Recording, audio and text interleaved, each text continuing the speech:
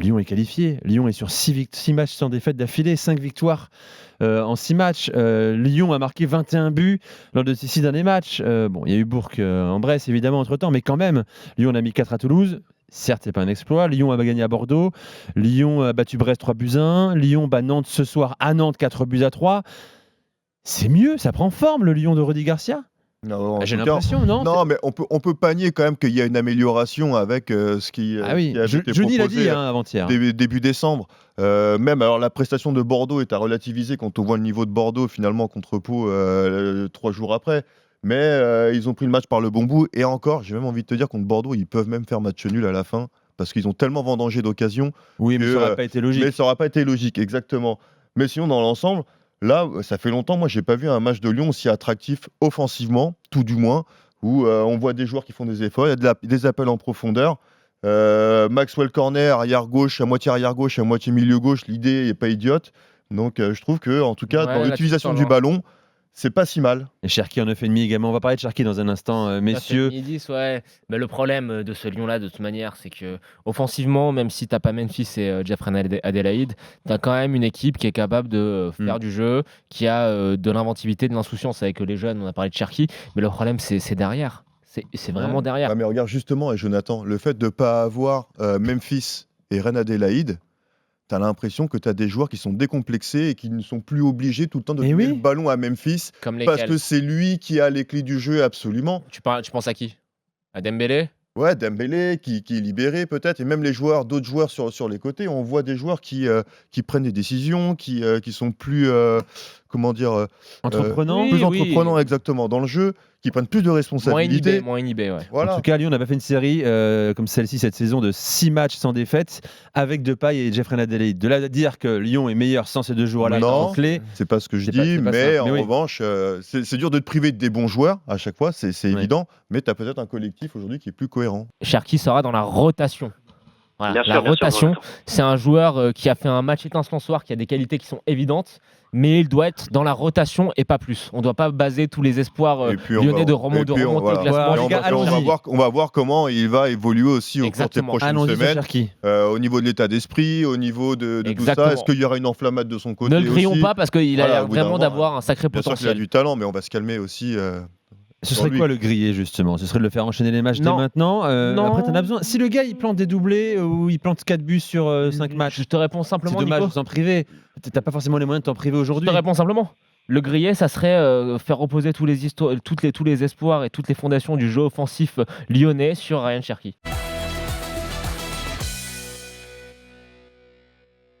Je pense que si Cherki passe à travers d'un match, parce qu'on attend de lui des stats quand même. Voilà, on attend qu'il marque, qu'il fasse des passes décisives, qu'il soit décisif dans le jeu offensif lyonnais, qu'a créé leur rôle quand même un petit peu plus dans l'ombre. Et je pense que Cacré, par contre, pour le coup, tu peux vraiment compter sur lui parce que, outre le fait qu'il soit très bon, je trouve que dans son jeu, comme on le disait, il a montré une très grande maturité.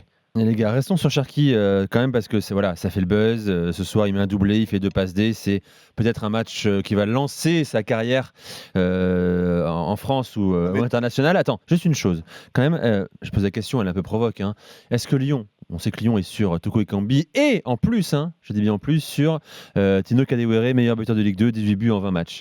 Est-ce qu'il est utile pour Lyon de recruter 2 attaquants quand tu vois le match qu'il fait ce soir? Mais pour moi, Cherki, 2 attaquants. Cherki, déjà, c'est pas du tout le même profil des 2 joueurs qui sont ciblés. C'est pas le même poste. Là, il a joué en 9,5 ce soir. Il a fait demi, mais un Toko Ekambi, ça peut jouer côté droit, ça peut jouer en pointe. Kadewere, c'est une pointe. Donc, c'est pas vraiment Cherki quand même. Kadewere, je pense que c'est important. Moi, c'est pas de refus s'il arrive à Lyon parce que 2 choses. La première, c'est que c'est un investissement pour l'avenir. Je pense que c'est un joueur sur lequel tu pourras compter la saison prochaine. En cas de départ très possible de Dembélé l'été prochain. Tu peux lui laisser 6 mois pour s'adapter. Mieux vaut prévenir que guérir, c'est-à-dire guérir le départ de Dembélé. Je te dis pas qu'il a forcément le potentiel pour être titulaire dans un Lyon qui est ambitieux à l'échelle domestique et européenne, mais c'est quand même un joueur qui est prometteur. Sur Toko Ekambi, ce qu'il faut dire, c'est qu'il peut jouer, comme Damien l'a dit, il peut jouer sur le côté. Il est ultra polyvalent et de toute manière, t'es trop court offensivement en termes de nombre. en termes de quantité. Donc 2 joueurs, ça me semble être le minimum. Après, est-ce que c'est les 2 joueurs les mieux pour prendre voilà, on ne sait pas parce que c'est un marché qui est compliqué. C'est l'hiver, c'est un marché d'opportunités. Moi, je te dis, j'aurais préféré que l'option d'achat sur Toko Ekambi ne soit pas obligatoire parce que ça n'aurait pas engagé Lyon sur un joueur que j'aime beaucoup, mais qui, à mon sens, qui a 27 ans, 28 ans, 27 ou 28, qui est déjà un petit peu âgé et qui n'a pas le niveau pour figurer dans un Lyon qui est ambitieux à l'échelle européenne, comme Lyon doit l'être, avec propriété du stade et compagnie, comme on nous l'avait annoncé avant l'été. Mais voilà, 2 recrues, c'est le minimum. Ouais, moi, j'irais pas Nicolas jusque. Ouais, vas-y, excuse-moi Damien, vas-y Mehdi. Non, je suis d'accord avec Jonathan, mais après, il faudrait peut-être prendre dans ce cas-là des profils si. On ne sait pas si Garcia va jouer en 4-2-3-1 ou en 4-3-3 jusqu'à la fin de la saison, depuis que Memphis et Adelaide se sont fait les croisés. Donc dans ce cas-là, si tu veux vraiment jouer en 4-3-3 jusqu'à la fin de ta saison, il faut te prendre un joueur de couloir et pas forcément prendre et Toko Ekambi et le joueur du Havre. Il faut vraiment prendre un joueur plutôt profil couloir, parce qu'il y a que Cornet, Traoré et Terrier pour jouer sur les couloirs. Non, mais Terrier, c'est même pas un joueur de couloir. C'est ce que C'est j'allais même dire. pas un joueur de couloir à la base. Moi, c'est ce que j'allais dire, Mehdi, et d'autant plus qu'aujourd'hui, tu as Rudy Garcia qui veut ces 2 recrues. Pourquoi ? Parce qu'il est sur 4 tableaux. T'es sur 4 tableaux, non, mais là, tu as ton match de Coupe de la Ligue mardi, et après, il te reste plus qu'une finale. Donc, en gros, tu es sur 3 tableaux. Ensuite, on va pas se mentir quand même, la Juventus, ce serait un énorme exploit même sur avec un Memphis, match aller-retour, même avec Memphis, même avec qui tu veux, de passer quand même. Donc ça veut dire que tu vas jouer quoi ? La Coupe de France, et il faut que tu remontes par contre la Champions League. Mais il faut que tu remontes au championnat aussi. Exactement. Donc est-ce que tu n'as pas un effectif suffisant si tu n'en prends qu'un seul ? Moi, je vous dis juste, les gars, je vous propose un truc, c'est que moi, je pense la stratégie, alors évidemment, parce que Jean-Michel Aulas est très compétent et c'est sûrement mieux que moi ce qu'il faut faire avec son club. Et moi, je pense que la solution idoine, elle aurait été de miser sur des prêts de joueurs qui doivent se relancer en vue de l'Euro. Pas forcément des Français, mais voilà, des équipes qualifiées pour l'Euro, de miser sur des prêts.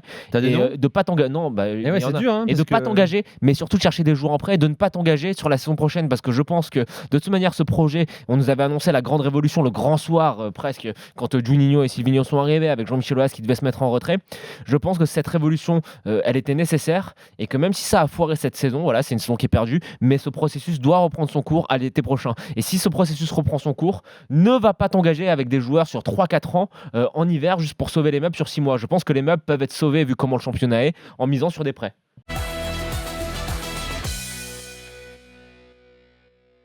Première grosse émotion en 2020, je sais pas, c'est la première d'ailleurs, en Bundesliga. Ouais. Le Borussia Dortmund a gagné. Mais c'est pas ça qui est important, enfin qui est intéressant en tout cas, qui est spectaculaire, même si l'évolution du score est intéressante face à Augsbourg. Le Borussia a gagné notamment grâce à un triplé de son nouveau joueur. On serait presque tenté de dire grâce à son nouveau joueur, parce que la première mi-temps a été assez catastrophique.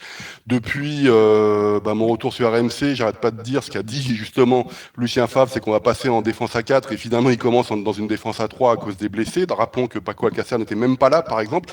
On suppose qu'il est en instance de transfert, je ne sais où. Haaland n'a pas commencé le match, il était sur le banc. Rappelons qu'il avait été blessé un petit peu début janvier lors de son stage à Marbella, et en fait il a qu'une seule vraie semaine d'entraînement avec son équipe. C'était assez catastrophique défensivement. On a retrouvé le Borussia Dortmund de l'année dernière, en fait. On l'a quitté extrêmement fébrile, qui manquait aussi des occasions, qui s'en procurait mais qui les manquait. Et puis il a fallu que Lucien Favre, chose qu'il fait assez rarement, disons-le, change avant l'heure de jeu et ramène son attaquant, donc le petit prodige de 19 ans. On change complètement tactiquement, parce qu'on passe évidemment dans une défense à 4, donc on retrouve le 4-2-3-1 qu'on devrait voir logiquement dans un mois contre le PSG. Et là, il se passe quand même 3 buts en 20 minutes. Polo, l'animation, c'était qui, du coup? Alors l'animation, c'est Marco Reus qui est derrière, Sancho à droite, et puis plutôt Eden Hazard à gauche. Enfin, ça permute beaucoup des côtés. Et Torgan Hazard, oui, pardon. Ouais. Polo, je vais te raconter mes émotions de l'après-midi. Donc, je regarde la première mi-temps, en effet, de ce Dortmund-Augsbourg. Et je me dis, mais Dortmund, défensivement, c'est catastrophique. En point de vue de la vitesse, avec Piszczek qui se fait prendre dans le dos à chaque fois. Exactement. Et puis, je zappe et je regarde forcément un match de Coupe de France. Et je reviens à la 60e. Et là, je vois quoi ? 3 partout, alors qu'il y avait 1-0 à la mi-temps. Et c'est incroyable, franchement, cette équipe du Borussia Dortmund. Et donc, en effet, le réajustement tactique en 4-2-3-1.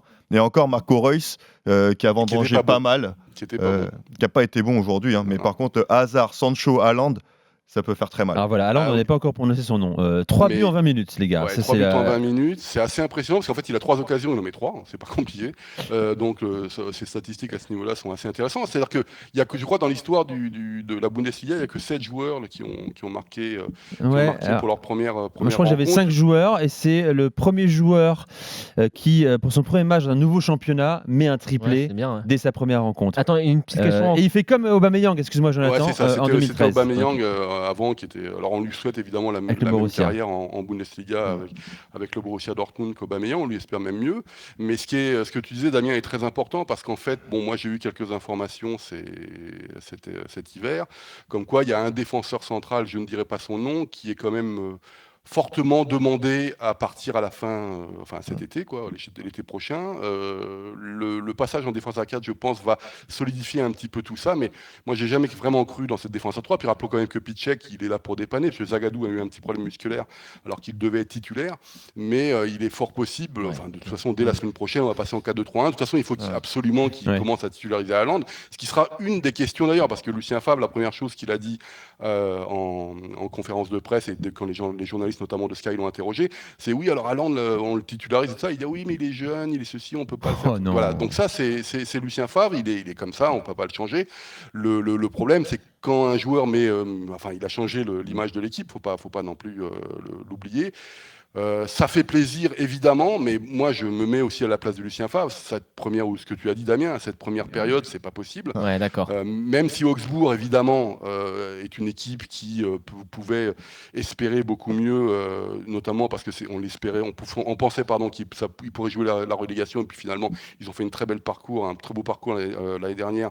Donc ils pouvaient même espérer l'Europa League, mais ça devient, c'est chronique le problème là. Et ce qui est encore plus compliqué, c'est qu'il n'y a pas un joueur qui sort du lot. C'est-à-dire que tu te dis Witsel, il va essayer de les motiver parce que c'est le trentenaire. Marco Reus, c'est pareil, il plonge.